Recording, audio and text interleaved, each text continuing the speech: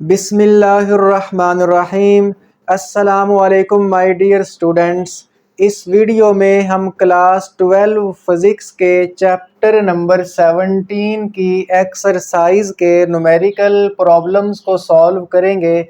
Students, मैं आपको पहले एक बात बता दूं कि न्यूमेरिकल्स को समझने के लिए आपको चैप्टर के अंदर मौजूद टॉपिक्स की थ्योरीज़ के कॉन्सेप्ट का क्लियर होना और चैप्टर के अंदर मौजूद फार्मूलाज का याद होना बहुत ज़रूरी है। तो मैं अज्यूम करता हूँ कि आपको ये दोनों चीज़ें अच्छे से आती होंगी। तो आइए स्टूडेंट्स, हम फर्स्ट न्यूमेरिकल की स्टेटमेंट पढ़ते हैं। तो लिखा है कि AC circuit configure by a resistance of 20 ohm. हमारे पास एक अल्टरनेटिंग करंट वाला सर्किट है जिसमें एक हमने रेजिस्टेंस लगाई है और रेजिस्टेंस की वैल्यू हमें 20 ओहम दी गई है। स्टूडेंट्स, हम एक काम करेंगे, गिवन डाटा की हेडिंग आपके सामने मैंने दी हुई है। तो जो डाटा वो हमें न्यूमेरिकल की स्टेटमेंट के अंदर देगा उसको हम साथ साथ लिखते जाएंगे। तो आप देख रहे हैं कि सबसे पहले हमें रेजिस्टेंस की वैल्यू दी गई है 20 ओहम। तो यहाँ पे रेजिस्टेंस जो है वो ऑलरेडी लिखा हुआ है, इसका सिंबल कैपिटल R होता है और वैल्यू कितनी है 20 ओहम। इसके बाद लिखा है कि कैपेसिटर ऑफ कैपेसिटेंस 40 माइक्रोफैरड, और इस सर्किट के अंदर एक कैपेसिटर भी लगा हुआ है जिसकी कैपेसिटेंस की वैल्यू हमें दी गई है। तो हम यहाँ पे लिखते हैं कि कैपेसिटेंस को हम कैपिटल C के साथ शो करते हैं और इसकी वैल्यू हमारे पास है 40 माइक्रोफैरड। अब स्टूडेंट्स, मैं आपको बात बता दूं कि जब भी आप कैपेसिटेंस की वैल्यू पुट करेंगे तो फैरड वाली वैल्यू पुट करेंगे, यानी हमें यहाँ पे माइक्रो को ख़त्म करना पड़ेगा। तो आपने प्रीफिक्सेस पढ़ रखे हैं कि माइक्रो जो है वो 10 की पावर -6 को कहते हैं। तो हमने यहाँ पर माइक्रो जो है उसकी जो वैल्यू है 10 की पावर -6 वो पुट कर दी। इसके बाद है to an AC supply of 110 volt having frequency 50 hertz. और ये रेजिस्टेंस और कैपेसिटर जो है सर्किट में लगे हुए हैं और उस सर्किट में एक हमने AC सप्लाई यानी AC वाली बैटरी भी लगाई हुई है, AC सोर्स भी लगाया हुआ है जिसका वोल्टेज हमें दिया गया है 110 वोल्ट। तो हम वोल्टेज जो है इसको लिख लेते हैं, वोल्टेज को आप कैपिटल V के साथ शो करते हो। 110 वोल्ट की बैटरी हमने लगाई हुई है और वो उसकी फ्रीक्वेंसी कितनी है करंट की 50 हर्ट्ज। तो फ्रीक्वेंसी को आप F के साथ शो करें और इसकी वैल्यू लिख लें 50 हर्ट्ज। स्टूडेंट्स, मैं आपको एक बड़ी इंपॉर्टेंट बात बता दूं, वाकई इंपॉर्टेंट बात है, ध्यान के साथ सुनिएगा, ये एक ट्रिक भी है। पाकिस्तान के अंदर हमारे घरों के अंदर जो करंट आता है ना, ये बेसिकली AC करंट ही होता है और पाकिस्तान में अल्टरनेटिंग करंट की फ्रीक्वेंसी 50 हर्ट्ज होती है। अब इसका मतलब ये है कि आपको यहाँ पे जितने भी न्यूमेरिकल्स या इस चैप्टर की एग्जांपल्स आप करेंगे उन सब में आपको फ्रीक्वेंसी की वैल्यू 50 हर्ट्ज ही देगा। और अगर आपसे वो फ्रीक्वेंसी को फाइंड करवाएगा, कैलकुलेट करवाएगा, तो आंसर भी 50 हर्ट्ज ही आएगा। तो देख लीजिएगा, आगे हम न्यूमेरिकल करने वाले हैं। सब न्यूमेरिकल में फ्रीक्वेंसी कितनी देगा 50 हर्ट्ज, और अगर वो फ्रीक्वेंसी हमसे फाइंड करवाएगा तो आंसर भी कितना आएगा 50 हर्ट्ज। क्यों? क्योंकि पाकिस्तान में अल्टरनेटिंग करंट की फ्रीक्वेंसी 50 हर्ट्ज ही होती है, तो 50 हर्ट्ज ही रहेगी। इस ट्रिक को याद रखना। अच्छा, इसके बाद ये उसने हमें 4 चीज़ें दी, मैंने लिख ली, आपके सामने स्टेटमेंट पढ़ी। कहता है कैलकुलेट, भाई आपने कैलकुलेट करना है तो हम लिख लेते हैं टू फाइंड या टू कैलकुलेट भी लिख सकते हैं, हेडिंग देना ज़रूरी है। A part, B part, C part, 3 इसके पार्ट हैं। पहले पार्ट में कहता है कैलकुलेट करो कैपेसिटिव रिएक्टेंस। देखें, A पार्ट के अंदर लिखा हुआ है कैपेसिटिव रिएक्टेंस। कैपेसिटिव रिएक्टेंस का सिंबल क्या होता है? XC। ठीक है, ये हमने फाइंड करनी है। बी पार्ट में कहता है करंट इन द सर्किट, इस सर्किट में कितना करंट फ्लो कर रहा है वो आप फाइंड करें। करंट का सिंबल कैपिटल I होता है, इसके सामने क्वेश्चन मार्क लगा दें। और सी पॉइंट के अंदर कहता है कि suggest phase between the voltage and current in a capacitive circuit. एक कैपेसिटिव सर्किट के अंदर वोल्टेज और करंट के दरमियान जो फेज है, जो एंगल है, वो कितना होता है, वो भी आपने बताना है। तो देखें मैंने आपके सामने कंप्लीट स्टेटमेंट पढ़ी, हमें चार चीज़ें दी गई हैं। रेजिस्टेंस 20 ओम दी गई है, कैपेसिटेंस 40 माइक्रोफैरड दी गई है, वोल्टेज 110 वोल्ट दिया गया है, फ्रीक्वेंसी 50 हर्ट्ज दी गई है। तीन चीज़ें उसने पूछी हैं, उन तीनों चीज़ों को मेंशन कर दिया। अब हम इसका सॉल्यूशन स्टार्ट करने वाले हैं। तो स्टूडेंट्स पहले हम यहाँ पे हेडिंग देते हैं ए पार्ट, यानी हम पहले ए पार्ट को सॉल्व करेंगे। चूंकि उसने पार्ट बनाए हुए हैं तो हम पार्ट वाइज जो है इसका सॉल्यूशन करेंगे। तो अब यहाँ पे हम पहले नंबर पे किसको फाइंड करने वाले हैं? कैपेसिटिव रिएक्टेंस को। तो जिसको आपने फाइंड करना है ना, उसकी आप हेडिंग भी देते जाएं ताकि मेंशन हो जाए कि आप इस चीज़ को सॉल्व करने लगे हैं। कैपेसिटिव रिएक्टेंस, तो कैपेसिटिव रिएक्टेंस का फार्मूला आपने पढ़ा हुआ है चैप्टर के अंदर। तो कैपेसिटिव रिएक्टेंस का फार्मूला क्या होता है? X C is equal to 1/ओमेगा सी। अब ओमेगा की जगह पे आप 2πf भी लिख सकते हैं, यानी 1/2πfc। इस तरह अगर हमारे पास इंडक्टिव रिएक्टेंस हो तो वो होता है XL is equal to 2πfl। ये कैपेसिटिव रिएक्टेंस और इंडक्टिव रिएक्टेंस के फार्मूलाज आना ज़रूरी है। मैक्सिमम हमारे पास जो न्यूमेरिकल प्रॉब्लम्स है उनमें ये फार्मूलाज यूज़ होने वाले हैं। अब स्टूडेंट्स हमने जिसको फाइंड करना है उसका मैंने फार्मूला लिख दिया। इसमें हम वैल्यूज़ पुट करते हैं। तो लिखता हूँ बाय पुटिंग वैल्यूज़। मैं आपको सारे numerical step by step solve करवाऊंगा जिस तरीके से आपने बोर्ड एग्ज़ाम में सॉल्व करने हैं। तो देखिएगा, बस आपको थोड़ी सी हिम्मत रखनी है और वीडियो को एंड तक देखना है ताकि आप इसको अच्छे से समझ पाएँ और इस वीडियो के एंड होने तक आप हर न्यूमेरिकल को खुद भी ईजीली सॉल्व करने के काबिल हो जाएंगे। अच्छा, X C is equal to 1/2 pi की वैल्यू क्या होती है? 3.14। फ्रीक्वेंसी ये देखें 50 हर्ट्ज, इसको लिख लें 50। और इसके बाद है सी यानी कैपेसिटेंस। कैपेसिटेंस कितनी है? ये वाली वैल्यू पुट करनी है 40 मल्टीप्लाई बाय 10⁻⁻⁶। अब स्टूडेंट्स यहाँ पे हम ऊपर वाले को एक दफ़ा वैसे ही लिख लेते हैं, नीचे वाले चारों को मल्टीप्लाई करना है।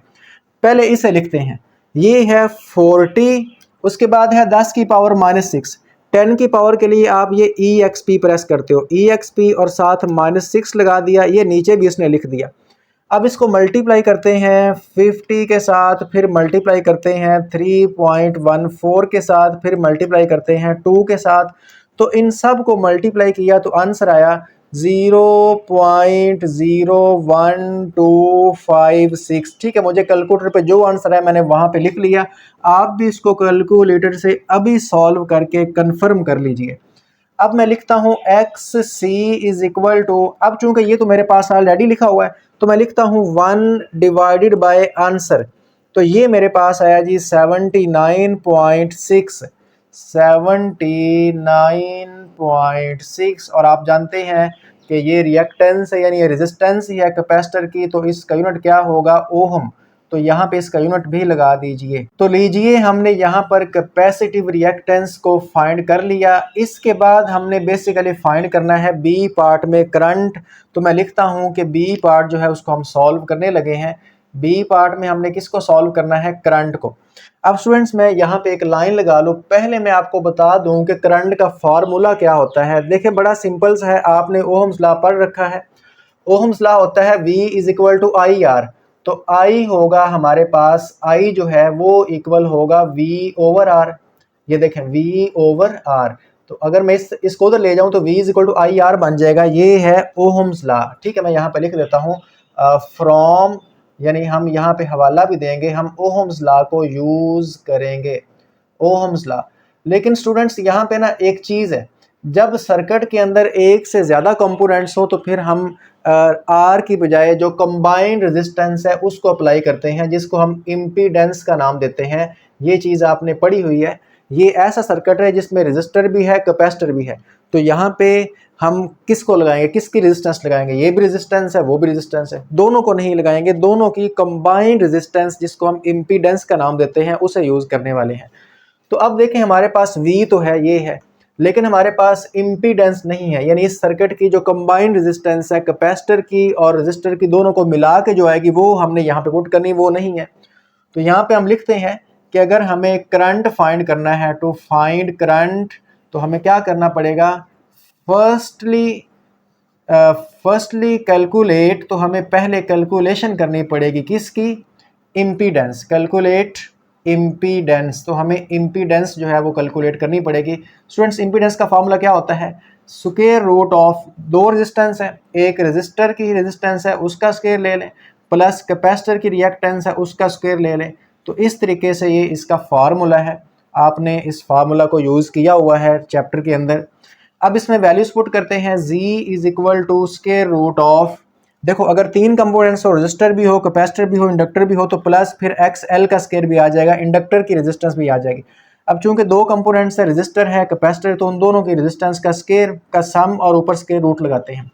R की वैल्यू क्या है, 20 है, तो R की जगह पे मैं 20 पुट करूंगा, ऊपर स्क्वायर प्लस XC, देखिए अभी फाइंड किया 79.6 और इसका भी स्क्वायर। अब इसको हम सॉल्व करते हैं, देखें यहाँ पे 20 का स्क्वायर क्या होगा, ये तो 400 आएगा, ठीक है, प्लस 79.6 का स्क्वायर ले लीजिए, ये आएगा 6338.9। अब मैं इसको एक स्टेप में सॉल्व करता हूँ, इसमें ऐड करता हूँ 400, ऐड करने के बाद मैं स्क्वायर रूट भी ले लेता हूँ, तो ये आएगा 82, कितना आएगा 82, तो मैं यहाँ पे लिख लेता हूँ Z मेरे पास आया 82 ओहम।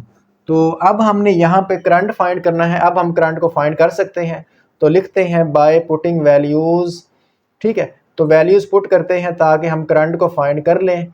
तो I यानी current is equal to V, हमारे पास 110 वोल्ट है, ये उसने पहले बताया हुआ है, और Z जो है वो हमने फाइंड किया 82 आया।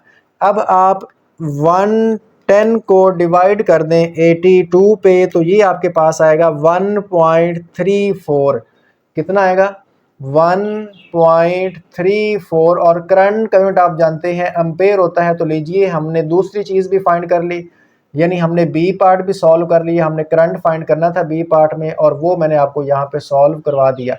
इसके बाद है इसका सी पार्ट, ये बड़ा इंपॉर्टेंट है, इसको ना हमने सॉल्व नहीं करना, सिर्फ इसका आंसर लिखना है। देखें यहाँ पे हम लिखेंगे कि इन कैपेसिटिव सर्किट, ऐसा सर्किट जिसके अंदर कैपेसिटर लगा हो, ठीक है, कैपेसिटर इसमें लगा हुआ है, उसने शो किया है। तो आपने AC थ्रो रेजिस्टर भी पढ़ा है, AC थ्रो कैपेसिटर भी पढ़ा है, AC थ्रो इंडक्टर भी पढ़ा है, तो आपने ये चीज़ पढ़ी हुई है कि करंट जो है वो लीड करता है, किसको, करंट लीड द वोल्टेज, यानी कैपेसिटर में करंट लीड करता है वोल्टेज को, कितने एंगल से, 90 डिग्री से, और 90 डिग्री को अगर हम रेडियन में कहें तो हम π/2 रेडियन भी इसको लिख सकते हैं। तो जस्ट आपने जो सी पार्ट है उसकी एक लाइन लिख देनी है कि कैपेसिटिव सर्किट के अंदर करंट जो है वो आगे रहता है वोल्टेज से 90 डिग्री हमेशा। तो स्टूडेंट्स ये था हमारे पास न्यूमेरिकल नंबर 1, उम्मीद करता हूँ आपको अच्छे से समझ आ गया होगा। आइए स्टूडेंट्स अब हम न्यूमेरिकल प्रॉब्लम 2 को सॉल्व करते हैं। न्यूमेरिकल नंबर 2 की स्टेटमेंट है कि an alternating current I is represented by the equation I is equal to 420 sine into 100 pi t. हमारे पास अल्टरनेटिंग करंट है और उसको हमने एक इक्वेशन से रिप्रेजेंट किया, और इस इक्वेशन को उसने हमें यहाँ पर दिया हुआ है।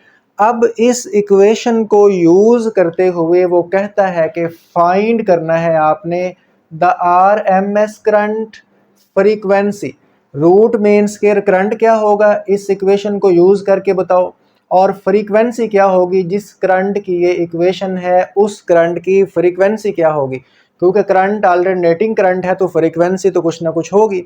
तो आइए स्टूडेंट्स इसको सॉल्व करते हैं, बहुत इजी वे में आपको सॉल्व करवाने वाला हूँ। गिवन डाटा की हेडिंग दें, और ये जो उसने अल्टरनेटिंग करंट की जो इक्वेशन दी है इसको लिखें कि इक्वेशन ऑफ अल्टरनेटिंग करंट, चूँकि ये उसने खुद दी है, हमें गिवन है, तो इसलिए हम इसको गिवन डाटा में लिख रहे हैं। सेम इसको मैंने यहाँ पे कॉपी कर दिया। फाइंड क्या करना है, तो टू फाइंड की हेडिंग दें, ए और बी पार्ट बने हुए हैं। ए पार्ट में है RMS करंट यानी root mean square current, current के साथ RMS लिखें, सामने क्वेश्चन मार्क लगाएं, फाइंड करना है। बी पार्ट में है फ्रीक्वेंसी, आपने फाइंड करनी है।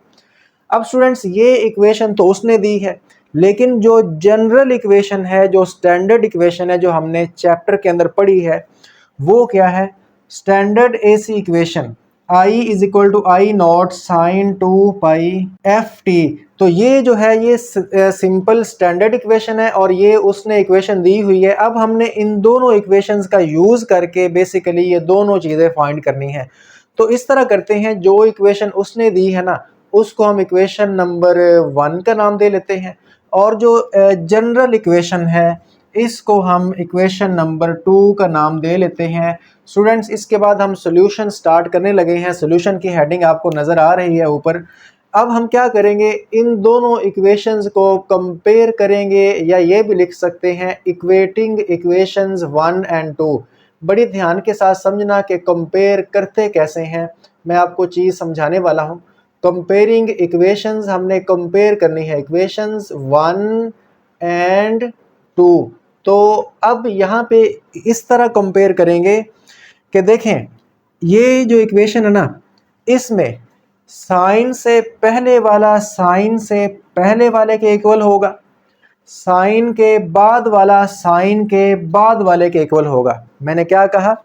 साइन से पहले वाला इक्वेशन का दूसरी इक्वेशन के साइन से पहले वाले के इक्वल होगा। अब देखें, इसमें साइन से पहले क्या है? आई नॉट है, तो लिख लें आई नॉट इज इक्वल टू, ये इक्वल होगा इसमें जो साइन से पहले, इसमें साइन से पहले क्या है? 420 है, तो आप यहाँ पे 420 लिख लें। तो 7 एम्पेयर लगा दें, चूँकि करंट है, करंट का एम्पेयर होता है। इस तरह मैंने आपको बताया कि साइन के बाद वाला साइन के बाद वाले के इक्वल होगा। अब देखें, इसमें साइन के बाद ब्रैकेट में क्या है? 2 पाई एफ टी है, तो लिख लें 2 पाई एफ इंटू टी, वो इक्वल होगा इस इक्वेशन में साइन के बाद क्या है?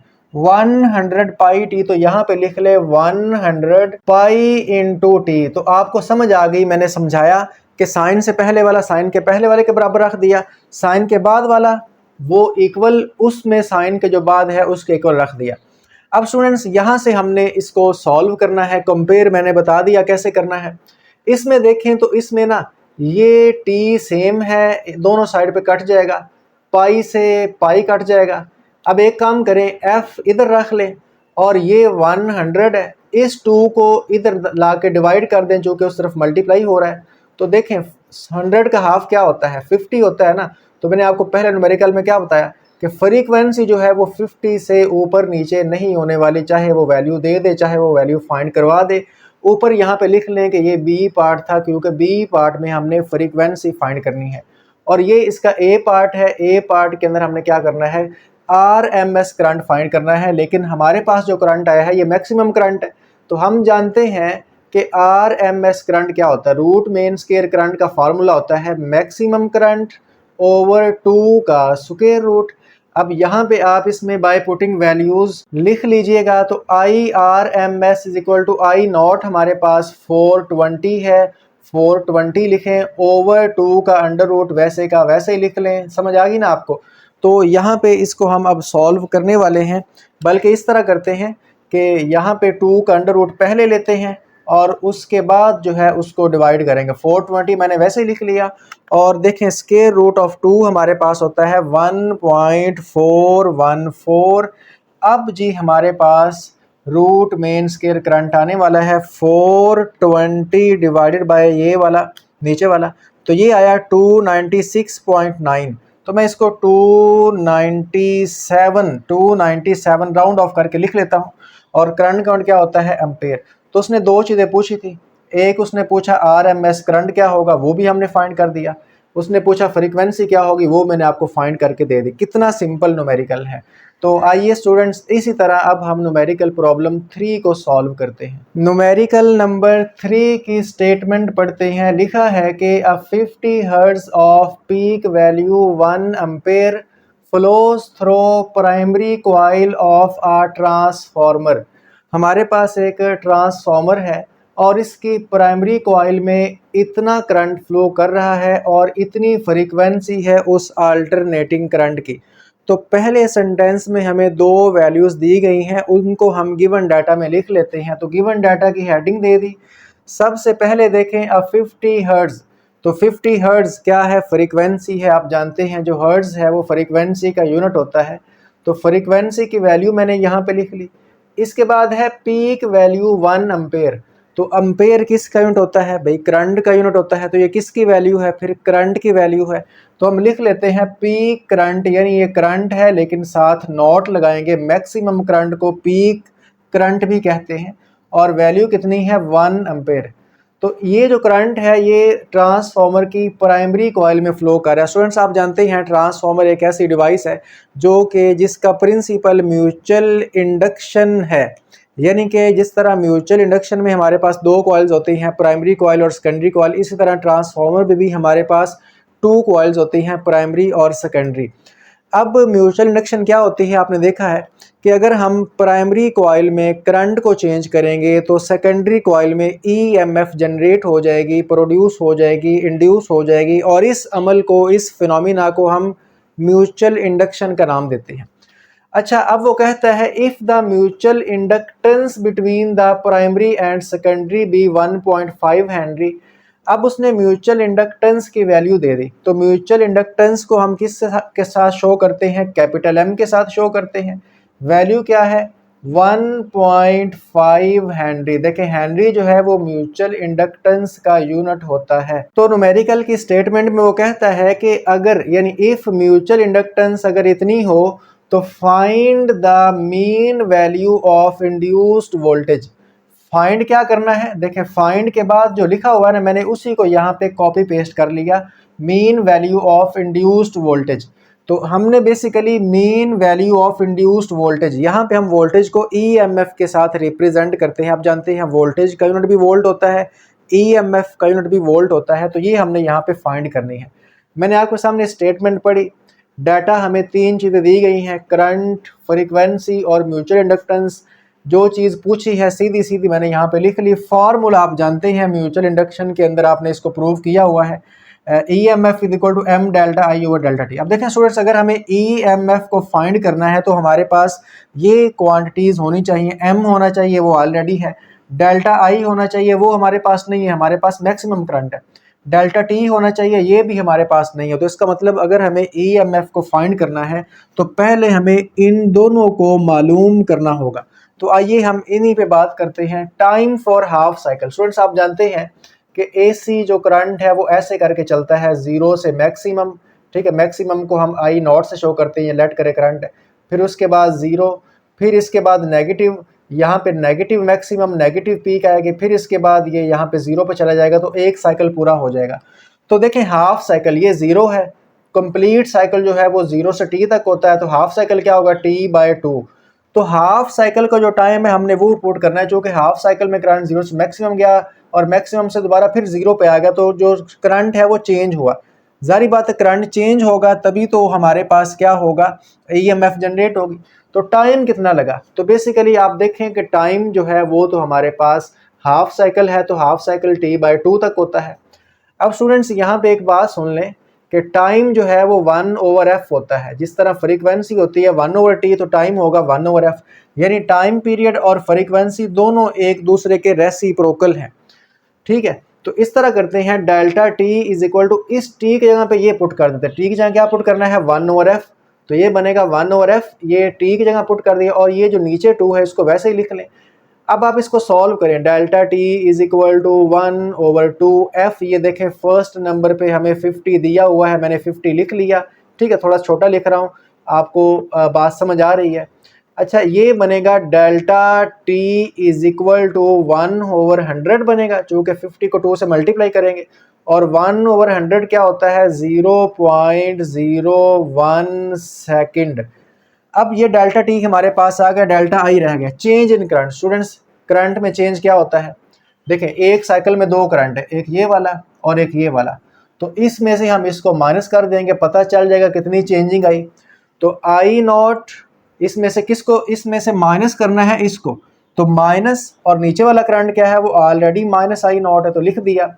तो डेल्टा I, यानी हम एक साइकिल के अंदर जो करंट चेंज हो रहा है उसको ले रहे हैं, I naught minus minus plus I naught. Okay, तो delta I is equal to, ये बना 2I नॉट। अब देखें delta I is equal to 2 वैसे लिख लें। आई नॉट कितना है भाई, आई नॉट तो हमारे पास 1 है, तो आई नॉट अगर मैं यहाँ पे 1 पुट कर दूँ तो मेरे पास जो डेल्टा आई है यानी कि डेल्टा आई वो आया 2 एम्पेयर। तो स्टूडेंट्स ये हमारे पास डेल्टा टी आ गया और ये हमारे पास डेल्टा आई आ गया, ये हमारे पास नहीं थे।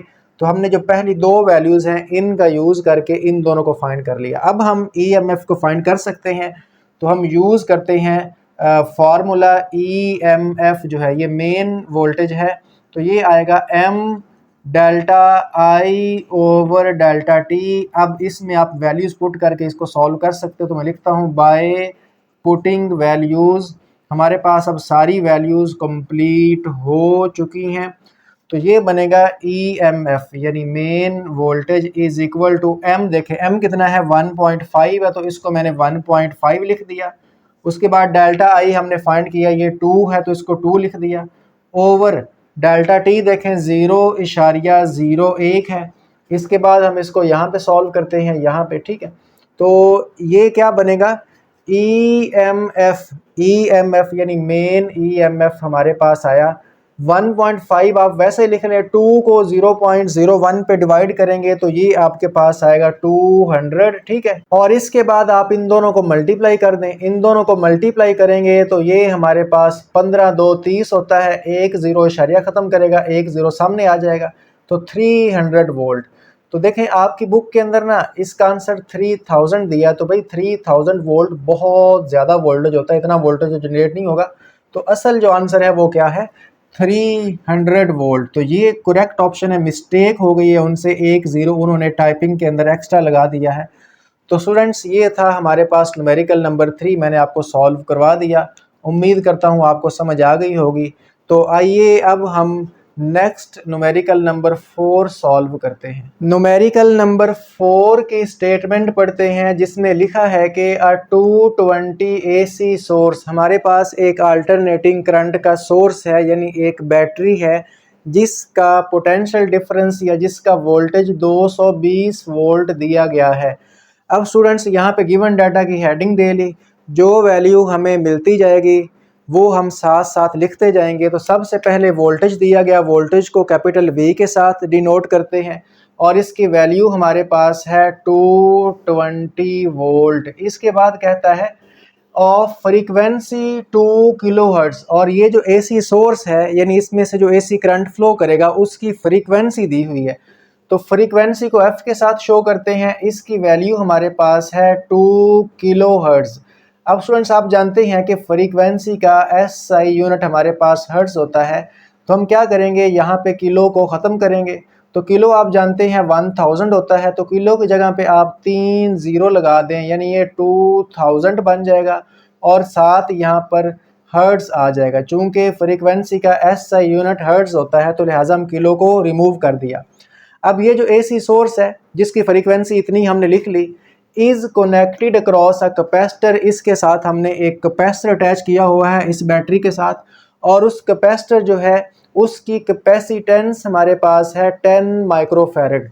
तो कैपेसिटेंस लिख लें, कैपेसिटेंस की वैल्यू कितनी है 10 माइक्रोफैरड, ठीक है। कैपेसिटेंस का यूनिट क्या, सिंबल क्या होता है कैपिटल C, यूनिट क्या होता है फैरड। तो यहाँ पे भी हमें माइक्रो ख़त्म करना पड़ेगा, तो C इज़ इक्वल टू यानी कैपेसिटेंस इज़ इक्वल टू 10 वैसे लिख लें, माइक्रो प्रीफिक्स है जिसकी वैल्यू 10 की पावर -6 होती है, तो यहाँ पे हमने इसकी वैल्यू पुट कर दी। अब साथ फैरड वैसे ही लिख लें। अब स्टूडेंट्स ये जो अकेला 10 है इसकी पावर आप 1 लगा लें। तो यहाँ पे हम इसको मज़ीद सॉल्व करते हैं। आप जानते हैं अगर बेस सेम हो तो पावरें ऐड हो जाती हैं, तो ये भी 10 की पावर ये भी 10 की पावर, तो सिंपल आप यहाँ पे 10 लिख लें और पावर जो है वो आप ऐड कर दें। 1 - 6 तो -5 आएगा और साथ आप फैरड लगा लें। पहला सेंटेंस मैंने आपके सामने पढ़ा, इसमें 3 वैल्यूज़ दी गई हैं, वोल्टेज दिया गया है, फ्रीक्वेंसी दी गई है, कैपेसिटेंस दी गई है, तीनों को हमने लिख लिया और उनको SI यूनिट के अंदर कन्वर्ट भी कर लिया। अब कहता है फाइंड आउट, यानी आपने फाइंड करना है, तो मैंने टू फाइंड की हेडिंग दे दी। ए पार्ट के अंदर कहता है द रिएक्टेंस ऑफ कैपेसिटर, साथ उसने सिंबल भी दिया हो कि इसको XC से शो करना है। तो ए पार्ट में हमने कैपेसिटर की रिएक्टेंस फाइंड करनी है जिसको हम शॉर्ट फॉर्म में कैपेसिटिव रिएक्टेंस कहते हैं, सिंबल XC है, ये हमने मालूम करना है। क्वेश्चन मार्क लगा दिया। बी पार्ट के अंदर कहता है the current in the circuit, आपने करंट फाइंड करना है, करंट का सिंबल आई होता है, क्वेश्चन मार्क लग गया। फॉर्मूला हम यूज़ कर चुके हैं दोनों फार्मूलाज प्रीवियस न्यूमेरिकल्स में। ए और बी पार्ट मैंने लिख दिया। ए पार्ट में एक्स सी का फार्मूला यूज़ करेंगे जो कि 1/2 पाई एफ सी होता है। बी पार्ट में करंट फाइंड करें, करंट होता है वोल्टेज ओवर रेजिस्टेंस, और रेजिस्टेंस यहाँ पे आर नहीं होगी बल्कि कैपेसिटर की रेजिस्टेंस होगी जिसको हम कैपेसिटिव रिएक्टेंस का नाम देते हैं, एक्स सी से शो करते हैं। ये ओहम्स लॉ ही है। V is equal to I R होता है, कैपेसिटर हो तो V is equal to I X C होता है, इंडक्टर हो तो V is equal to I X L होता है। यानी रेजिस्टर की रेजिस्टेंस को R से शो करते हैं, कैपेसिटर की रेजिस्टेंस को एक्स सी से शो करते हैं, और इंडक्टर की रेजिस्टेंस को एक्स एल के साथ शो करते हैं। तो ये रेजिस्टेंस ही है। तो आइए ज़रा सॉल्यूशन की तरफ चलते हैं। ए पार्ट की मैंने देखे हेडिंग दे ली और कैपेसिटिव रिएक्टेंस हम ए पार्ट में सॉल्व करने लगे हैं यूजिंग फार्मूला। आप जानते हैं कि एक्स सी इक्वल होता है 1/2 पाई एफ इंटू सी। अब हम यहाँ पे वैल्यूज पुट करेंगे। जब भी आप वैल्यू पुट करें फार्मूला के अंदर तो फिर वहाँ पे आप ये छोटा सा सेंटेंस जरूर लिख दिया करें, बाय पुटिंग वैल्यूज। ठीक है, तो X C is equal to 1/2 वैसे लिख लिया। पाई की वैल्यू 3.14 होती है। फ्रीक्वेंसी हमारे पास कितनी है 2000, तो इसको मैंने 2000 लिख दिया। और c कितना है, c हमारे पास है 10 की पावर -5। ठीक है, देखें c कितना है 10 की पावर -5 है। अब इसको सॉल्व करते हैं तो X C is equal to 1 अब ये जो नीचे 4 नंबर मल्टीप्लाई हो रहे हैं ना, इनको बड़ी केयरफुली मल्टीप्लाई करना है, गलती ना हो जाए। पहले 10 की पावर -5 लिखें, 10 की पावर के लिए आप EXP प्रेस करेंगे, लिखा गया। इसको मल्टीप्लाई करें 2000 के, ये 2 1 2 3 0 लगा ली, ये कुछ ना कुछ आया 0.02 आया। इसको मल्टीप्लाई करते हैं 3.14 से, और फिर इसको मल्टीप्लाई करते हैं 2 के साथ। तो स्टूडेंट्स मैंने इन चारों को मल्टीप्लाई किया, आप भी कैलकुलेटर पे इनको मल्टीप्लाई कीजिएगा। ये आया 0.1256। अब बस इनको हमने डिवाइड करना है, तो 1 डिवाइडेड बाय नीचे वाला वो ऑलरेडी लिखा हुआ है, तो आंसर लिख देता हूँ 1 डिवाइडेड बाय आंसर। तो ये आया जी 7.96 और इसका यूनिट क्या होता है, ओहम होता है कैपेसिटिव रिएक्टेंस का। तो ये जी हमारे पास जो ए पार्ट है वो सॉल्व हो चुका है। तो देखिए हमने ए पार्ट सॉल्व कर लिया, बहुत ही सिंपल था। करंट फाइंड करते हैं। करंट का फॉर्मूला आपके पास लिखा हुआ है एज, जैसा कि हम जानते हैं करंट इक्वल होता है V/XC। यहाँ पे भी आप लिखें बाय पुटिंग वैल्यूज। जब भी वैल्यूज पुट करनी है तो इसको ज़रूर लिखना। कुछ स्टूडेंट्स मिस कर देते हैं, डायरेक्ट लिख देते हैं, वैल्यूज पुट कर देते हैं इसको लिखे बगैर, तो अच्छा होता है लिख दिया करें, कौन सा कोई इतना टाइम लगता है। V जो है वोल्टेज कितना है वो फर्स्ट नंबर पे दिया हुआ है 220 है, ओवर XC कितना आया 7.96 आया। जस्ट आप इन दोनों को डिवाइड कर दें। ये मेरे पास पहले लिखा हुआ है 7.96, तो मैं लिखता हूँ 220 डिवाइडेड बाय 7.96, तो ये आता है 27.6, 26.6। इसको आप राउंड ऑफ करके 27 भी लिख सकते हैं। तो ये जी हमारे पास करंट भी आ चुका है। अब आप लास्ट पे जो है ना रिजल्ट की हेडिंग दे के जो आपके पास रिजल्ट आया है उसको आप एक दफ़ा यहाँ पे लिख सकते हैं। बस आपने जो फाइंड किया उसको लिख दें, इसी को लिख दें, capacitive reactance is equal to XC, question mark यहाँ पे इसकी वैल्यू लिख दें, current is equal to I और क्वेश्चन मार्क यहाँ पे इसकी वैल्यू लिख दें। तो रिजल्ट लिखना जो है वो अच्छा होता है, पेपर प्रेजेंटेशन को बेहतर करता है। XC हमने फाइंड किया 7.96 ओहम, ठीक है, और B जो है वो 26 आया। B पार्ट करंट उसमें फाइंड किया 26.6 एम्पेयर।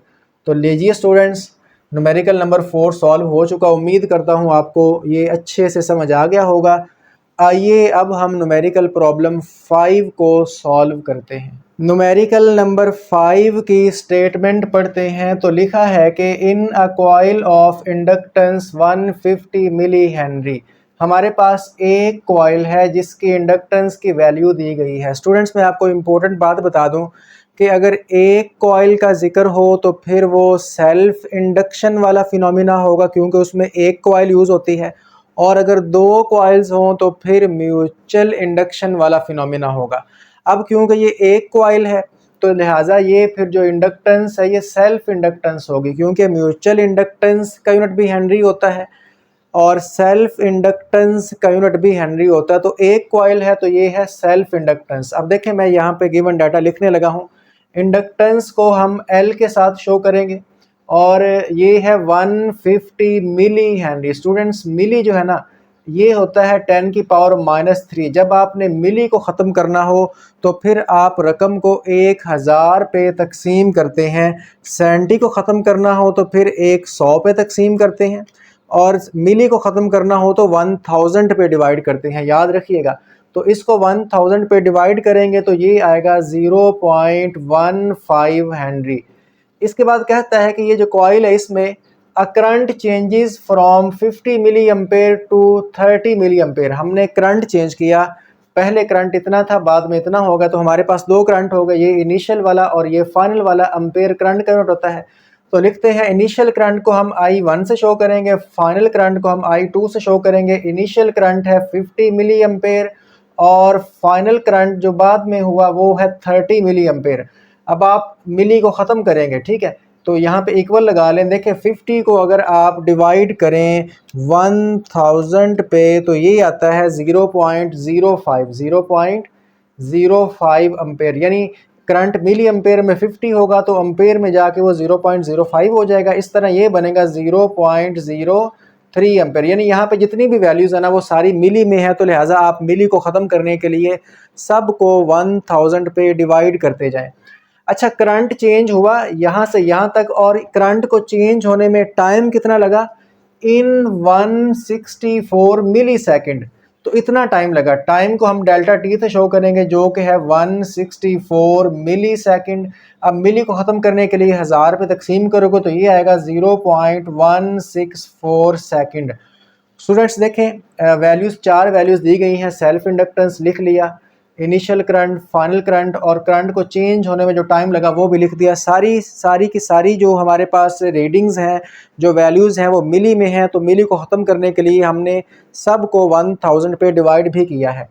इसके बाद कहता है फाइंड, आगे दो पार्ट हैं ए और बी पार्ट। ए पार्ट के अंदर है द मैग्नीट्यूड और बी पार्ट में है डायरेक्शन ऑफ इंड्यूस्ड ईएमएफ। यानी आपने इंड्यूस्ड ईएमएफ की मैग्नीट्यूड भी फाइंड करनी है और उस ईएमएफ की डायरेक्शन क्या होगी वो भी फाइंड करनी है। ए पार्ट में क्या फाइंड करना है? मैग्नीट्यूड ऑफ इंड्यूस्ड ईएमएफ, यानी आपने ईएमएफ फाइंड करनी है। बी पार्ट के अंदर डायरेक्शन ऑफ इंड्यूस्ड ईएमएफ भी आपने यहाँ पर फाइंड करनी है। स्टूडेंट्स फार्मूला जो है हम सेल्फ इंडक्शन वाला यूज़ करेंगे। आप जानते हैं EMF equal to L delta I over delta t, लेकिन यहाँ पे मैंने माइनस भी लगाया है क्योंकि उसने मैग्नीट्यूड के साथ साथ डायरेक्शन भी पूछी है। तो यही फार्मूला हम यूज़ करेंगे। आइए स्टूडेंट्स सोल्यूशन स्टार्ट करते हैं। सोल्यूशन की हेडिंग दे ली मैंने। पहले हम ए पार्ट को सॉल्व करेंगे। तो ए पार्ट को सॉल्व करने के लिए हमारे पास एल डेल्टा टी और डेल्टा आई होना चाहिए। एल भी है, डेल्टा टी भी है, लेकिन डेल्टा आई हमारे पास नहीं है। तो हम क्या करेंगे? पहले डेल्टा आई को फाइंड करेंगे। तो हम यहाँ पे लिखते हैं कि हमें ना पहले चेंज इन करंट जो है उसको फाइंड करना है। तो मैं लिखता हूँ चेंज इन करंट। आप जानते हैं कि करंट में चेंज क्या होगा? डेल्टा आई होगा। तो चेंज इन करंट होगा final current minus initial current. Final current यानी ये जो बाद वाला है माइनस इनिशियल।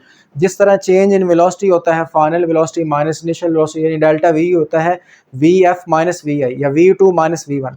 ऐसे ही I2 minus I1। Values put करते हैं। Delta I is equal to I2 जो है वो हमारे पास है 0.03 माइनस ये है 0.05।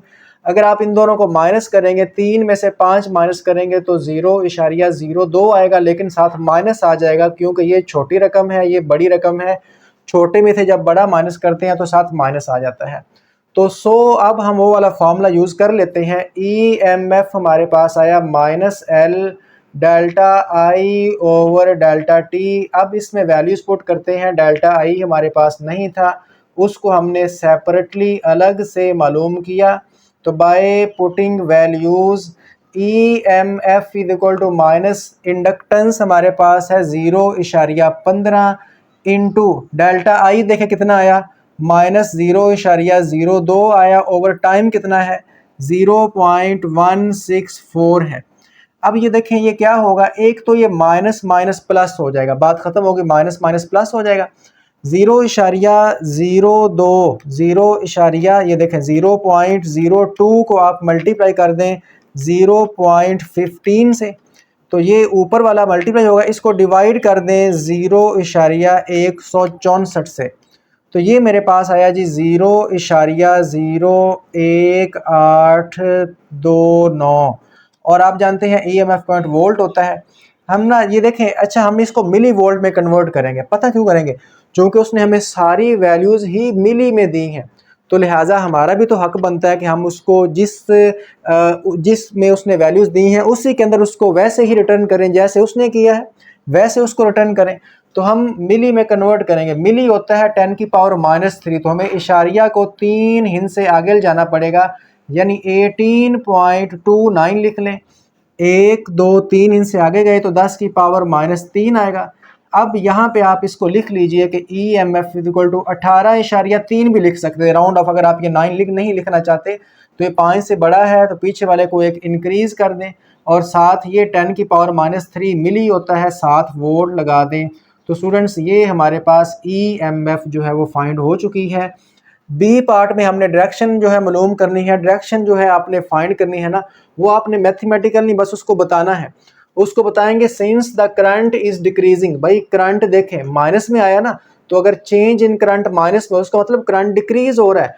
पहले करंट ज्यादा था 50 था, बाद में क्या हो गया 30 हो गया, तो करंट मतलब क्या हुआ, पहले ज्यादा था बाद में कम, तो करंट तो डिक्रीज हुआ। तो हम बता रहे हैं कि since the current is decreasing यानी नेगेटिव डेल्टा आई, अगर करंट डिक्रीज हो रहा है तो उसमें चेंज नेगेटिव आएगा।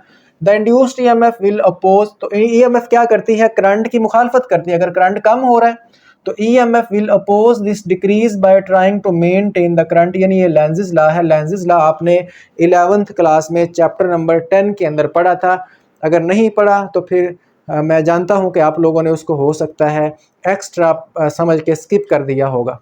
तो लेंजिस लॉ के मुताबिक so it acts in the same direction as the original current, तो EMF जो है वो करंट की डायरेक्शन में ही होगी, चूंकि माइनस माइनस प्लस हो चुका है, प्लस का मतलब सेम डायरेक्शन जो है वो होगी। तो ये जो है उसने पूछा था कि इसकी डायरेक्शन क्या होगी, same direction as the original current. इसको आप नीचे से अंडरलाइन कर दीजिएगा ये वाली लाइन, और इसकी वजह भी बतानी है, सिर्फ ये नहीं लिखना। तो स्टूडेंट्स मैं उम्मीद करता हूँ कि आपको न्यूमेरिकल नंबर 5 अच्छे से समझ आ गया होगा। आइए अब हम इस चैप्टर का लास्ट न्यूमेरिकल सॉल्व करते हैं। न्यूमेरिकल नंबर 6 की स्टेटमेंट पढ़ते हैं। तो इसमें वो लिखता है कि a choke coil is needed to operate a lamp at 160 volt and 50 hertz, यानी कि हमें एक चोक कॉइल चाहिए लैंप को ऑपरेट करने के लिए, और हमने वोल्टेज कितना दिया हुआ है 160 वोल्ट, और फ्रीक्वेंसी कितनी है करंट की 50 हर्ट्ज। तो यहाँ पे हमें दो वैल्यूज़ दी गई हैं। आइए स्टूडेंट्स गिवन डाटा के अंदर इन दो वैल्यूज़ को लिख लेते हैं। देखें ये है गिवन डाटा। सबसे पहले हमें सोर्स वोल्टेज दिया गया है जिसको हम कैपिटल V के साथ शो करते आए हैं, जो कि है 160 वोल्ट। इसके बाद हमें फ्रीक्वेंसी दी गई है F के साथ शो करेंगे 50 हर्ट्ज, यहाँ पे लिख लेते हैं। अब सेकंड सेंटेंस के अंदर वो कहता है the lamp has a resistance of 5 ohm when running at 10 ampere. जब हम उस लैंप में से 10 एम्पेयर का करंट पास करवाएंगे तो जो उस लैंप की रेजिस्टेंस है वो 5 ओहम होगी। यानी फिर दो वैल्यूज़ मिल गई, एक तो लैंप की रेजिस्टेंस जो है उसकी वैल्यू मिल गई, तो लैंप रेजिस्टेंस कैपिटल R के साथ शो करेंगे, रेजिस्टेंस कितनी है 5 ओहम है। उसके बाद करंट दिया गया है, करंट को कैपिटल I के साथ शो करेंगे जो कि 10 एम्पेयर है। दो सेंटेंस पढ़े, ये पहला सेंटेंस दो वैल्यूज सोर्स वोल्टेज और फ्रीक्वेंसी, दूसरा सेंटेंस यहाँ से यहाँ तक इसमें भी दो वैल्यूज रेजिस्टेंस और हमारे पास करंट दिया गया।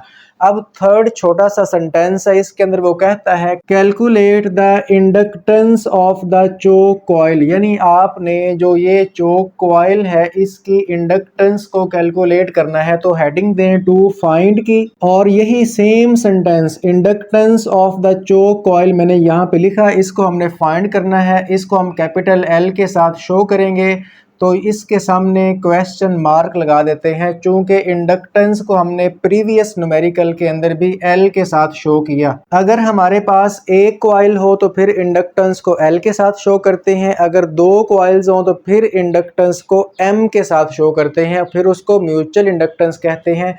एक कॉइल हो तो उसको सेल्फ इंडक्टेंस कहते हैं। फॉर्मूला कौन सा यूज़ करेंगे, देखिएगा, आपको मैं बता चुका हूं कि हमारे पास XL होता है 2 पाई f इंटू एल। जिस तरह XC इक्वल होता है 1/2 पाई FC, वो कैपेसिटिव रिएक्टेंस का फार्मूला है, ये इंडक्टिव रिएक्टेंस का फार्मूला है। अब स्टूडेंट्स यहाँ से आप ये जो इंडक्टेंस है कैपिटल L, इसको आप साइड पे कर सकते हैं। ये हमारे पास बनेगा XL ओवर 2 पाई f। ठीक है, मैंने क्या किया, 2 पाई f को उधर ले जाकर डिवाइड कर दिया तो L सेपरेट हो गया। यानी अगर हमें इंडक्टेंस फाइंड करनी है तो हमारे पास दो चीज़ें होनी चाहिए, XL और f।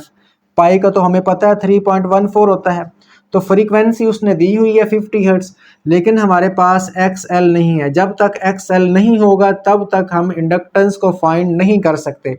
तो XL को कैसे फाइंड करना है, इसके स्टेप है। देखें, ये फार्मूला मैं यहाँ पे लिखता हूँ कि L इंडक्टेंस हमने फाइंड करना है फार्मूला से, XL ओवर 2 पाई f। ठीक है, मैंने वही फार्मूला यहाँ पे कॉपी कर लिया। स्टूडेंट्स, XL नहीं है, XL का फार्मूला क्या होता है, V ओवर I। देखिए, V is equal to I R होता है ना, आई आर रेजिस्टेंस के यहाँ पे आप XL लगाओगे चूंकि इंडक्टिव रिएक्टेंस है। इसका मतलब अगर हमें XL फाइंड करना है तो हमारे पास VL भी होना चाहिए। VL हम यहाँ से फाइंड करेंगे सोर्स वोल्टेज टोटल वोल्टेज के फार्मूला से। इसका मतलब अगर हमें VL चाहिए तो हमारे पास VR भी होना चाहिए। तो स्टूडेंट्स, ये है स्टेप, यानी अगर आपने XL फाइंड करना है तो आपके पास VL होना चाहिए, और VL को फाइंड करने के लिए V सोर्स तो हमारे पास मौजूद है लेकिन VR नहीं है। VR होगा तभी VL आएगा, तो VR हम यहाँ से फाइंड करेंगे। मतलब पहले हम VR फाइंड करेंगे, यही होगा तो VL फाइंड होगा, और VL होगा तो XL आएगा, और XL होगा तो फिर हम इंडक्टेंस फाइंड कर पाएंगे। तो अब आपने इसको स्टेप बाय स्टेप समझना है, इजी है, मुश्किल नहीं है। अभी मैं आपको सॉल्व करके देने वाला हूँ, ये कैलकुलेटर ले लिया। अच्छा, VR क्या होगा, VR is equal to I, current, देखे करंट 10 है और R कितना है, R 5 है।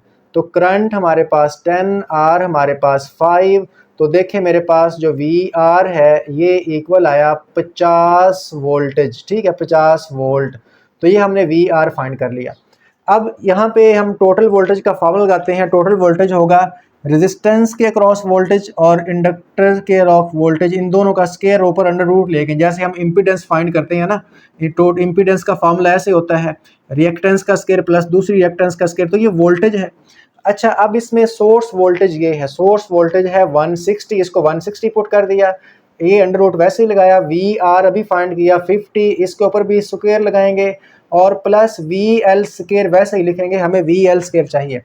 स्टूडेंट्स, स्क्वायर रूट ख़त्म करने के लिए हम दोनों तरफ स्क्वायर लेंगे, तो लिखता हूँ taking square on both sides. बड़ी ध्यान के साथ आपने ये समझना है, ये न्यूमेरिकल वो है जो अक्सर स्टूडेंट्स को परेशान करता है, तो लिहाजा आप स्टेप बाय स्टेप समझ लें।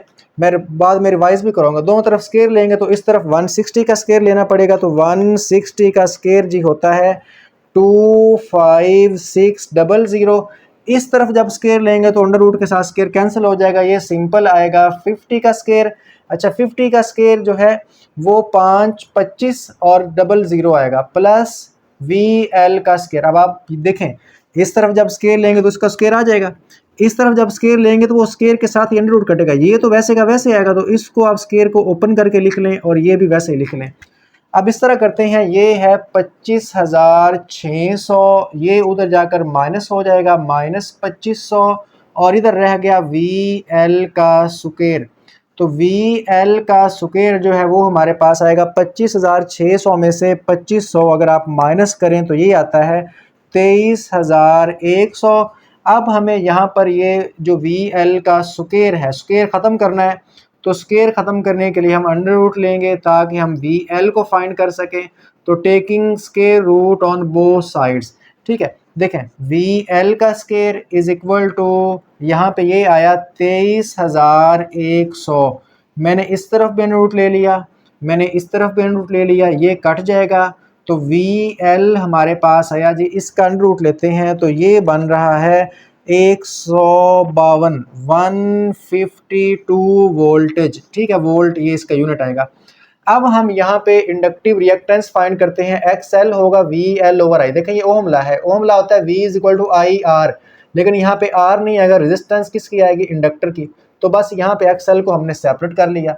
अब students XL is equal to VL नहीं था, ये देखें VL अब फाइंड किया, तो VL फाइंड करने के लिए हमें VR की भी जरूरत पड़नी थी, इसलिए वो VR पहले फाइंड किया। VR होगा यहाँ पे पुट करेंगे, ये तो दिया हुआ है उसने, तो VL आ जाएगा। अब VL यहाँ पे पुट करें, कितना आया 152 ओवर करंट, करंट उसने हमें दिया हुआ है 10 एम्पेयर, इसको 10 पुट कर दें तो जी XL 152 को आप डिवाइड कर दें 10 पे, तो ये आएगा 15.2 आएगा, ठीक है, इसका करंट ओहम होगा। अब आप इंडक्टेंस को फाइंड कर सकते हैं। फाइनली हमारे पास XL आ चुका है, XL के बगैर हम L को फाइंड नहीं कर सकते थे, लेकिन XL को फाइंड करने के लिए भी हमें इन दो चीज़ों की ज़रूरत थी। तो इसमें आप वैल्यूज़ पुट करते हैं, फाइनल स्टेप्स रह गए हैं, तो बाय पुटिंग वैल्यूज़, तो भाई वैल्यूज़ पुट करेंगे तो L is equal to XL क्या आया 15.2 ओवर 2 पाई कितना है 3.14 होता है, और फ्रीक्वेंसी देखे उसने दी है 50, फ्रीक्वेंसी उसने 50 दी हुई है। तो L इज़ इक्वल टू, ये पहले इनको मल्टीप्लाई करते हैं, देखिए 50 2 100 बनेगा, और जब आप 100 को मल्टीप्लाई करेंगे 3.14 से तो ये आएगा 314, 314 नीचे आया, ऊपर 15.2 मौजूद है। अब आप यहाँ पे 15.2 जो है उसको लिखें और तकसीम लिख दें 314, तो ये आपके पास आएगा 0.0484, और इंडक्टेंस काउंट होता है हेनरी। अच्छा, आप ना इसको मिली में कन्वर्ट भी कर सकते हैं, कैसे करेंगे, L इज इक्वल टू 48 लिख दें, 48.4 लिख देना, इशारिया को आप 8 के बाद ले गए, कितने हिस्से आगे ले गए 1 2 3, 3 हिंस से आप इसको आगे ले गए तो 10 की पावर -3 आएगा ना, तो -3 लिख दिया, 7 हेनरी लगा दिया, तो L इज इक्वल टू 48.4 10 की पावर -3 मिली होता है, इसको मिली लिख दें, और साथ ये वाला हेनरी वैसे का वैसे आ गया। तो लीजिए हमने inductance of the choke coil find कर ली, लेकिन उसके लिए हमें ये कुछ स्टेप्स फॉलो करने पड़े। स्टूडेंट्स, इसमें XL आता है, XL आपके पास होगा तभी आगे प्रोसीड कर पाएंगे, वैल्यू पुट कर पाएंगे, लेकिन XL को फाइंड करने के लिए हमें VR चाहिए था, VR यहाँ पे पुट किया, V उसने सोर्स का वोल्टेज उसने दिया हुआ, तो हमने VL फाइंड किया, चूँकि XL को फाइंड करने के लिए VL चाहिए तो यहाँ से हमने VL फाइंड किया है, तो XL को फाइंड कर लिया, यहाँ पे पुट करें तो आपके पास ये जो है फाइनल आंसर आ जाएगा। स्टूडेंट्स, मैं उम्मीद करता हूँ कि आपको चैप्टर नंबर 17 के न्यूमेरिकल प्रॉब्लम्स अच्छे से समझ आ गए होंगे। अगर कोई भी डाउट हो तो आप कमेंट सेक्शन के अंदर मुझसे पूछ सकते हैं, मैं आपको रिप्लाई कर दूंगा।